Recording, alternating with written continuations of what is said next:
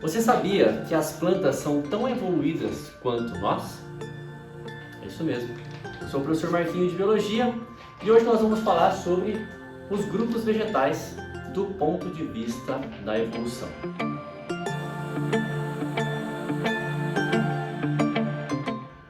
Como eu disse para vocês, as plantas, assim como todos os outros seres vivos que vivem hoje, estão num patamar de evolução que nós seres humanos também estamos.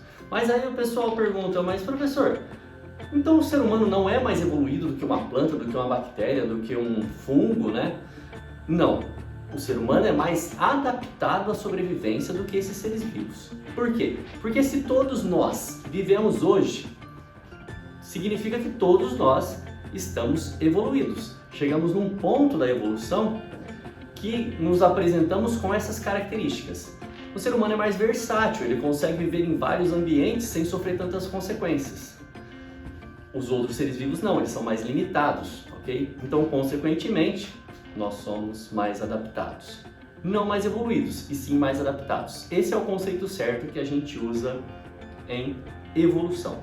Como nossa aula de hoje é sobre botânica, nós vamos falar dos mecanismos evolutivos que as plantas foram conquistando ao longo da sua história para se apresentar como nós vemos elas hoje, tá bem? Começando pelo grupo ancestral, já que nós vamos falar de evolução dos grupos vegetais, nós temos que começar falando das algas pluricelulares. Por que algas pluricelulares? Porque elas já têm uma quantidade de células relativa a todos os outros grupos de vegetais que nós temos aqui. O que as algas pluricelulares têm que todas as plantas também têm? Possui a clorofila, né? As algas pluricelulares, elas possuem o pigmento que nós chamamos de clorofila.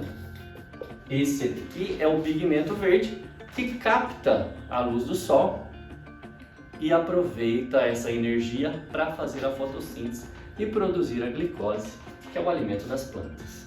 Tá bem? Na sequência, o que nós temos aqui são características que vão surgindo ao longo do reino plantae que vão trazendo novos seres vivos. As algas não são mais consideradas do reino plantae, elas são ancestral comum, elas fazem parte do reino protoctista hoje em dia. Porém, das briófitas até as angiospermas, nós estamos falando dos 4 grupos de plantas terrestres. E o que uma alga tem de diferente de uma briófita? Ou seja, o que a briófita conquistou ao longo da evolução que uma alga não tem? O exemplo que nós temos aqui é o embrião dependente da planta-mãe.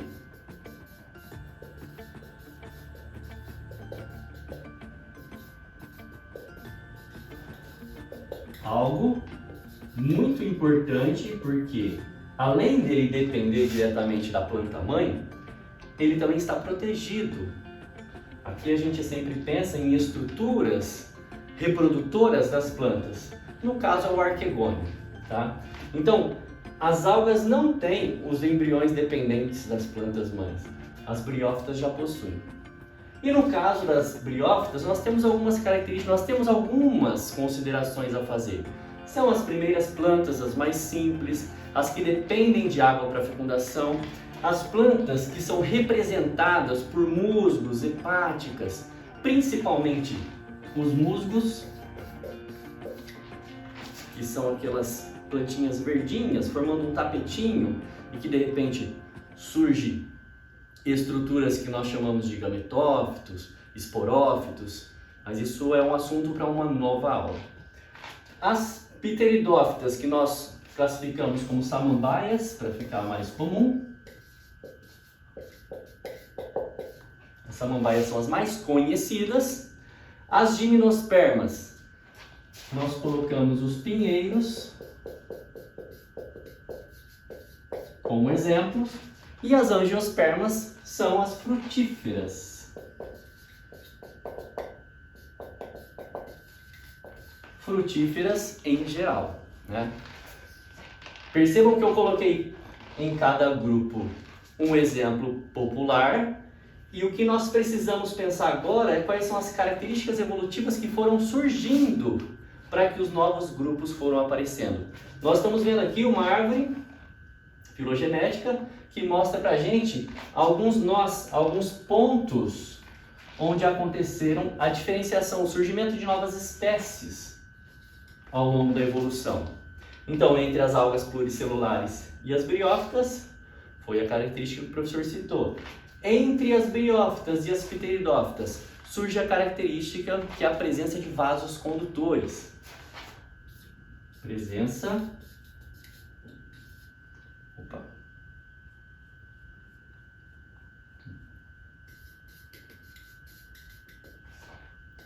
de vasos condutores, que nada mais são que xilema e floema. O xilema, o vaso condutor que transporta água e sais minerais do chão até a copa das árvores ou até as folhas, e o floema que transporta a glicose produzida na fotossíntese das folhas para todas as partes da planta. Entre samambaias, entre pteridófitas e gimnospermas, surge a estrutura semente, que nenhuma das outras apresenta. A semente surge apenas a partir dos pinheiros. E a semente é uma estrutura extremamente importante que nós, biólogos, consideramos como uma fortaleza do embrião. Ela protege o embrião da mesma forma que um ovo de galinha protege o embriãozinho daquela ave. Porque ali na semente, além da casca protegendo da entrada de micro-organismos, nós temos um embrião que está num meio desidratado. E ao mesmo tempo que ele é um meio desidratado, tem muitos nutrientes. No primeiro momento que a água conseguir entrar nessa semente, hidratar as enzimas e essas enzimas começarem a transformar aquele amido em glicose e oferecer essa glicose para o embrião vai ter energia suficiente, vai ter força suficiente para sair de dentro daquela fortaleza que é a semente.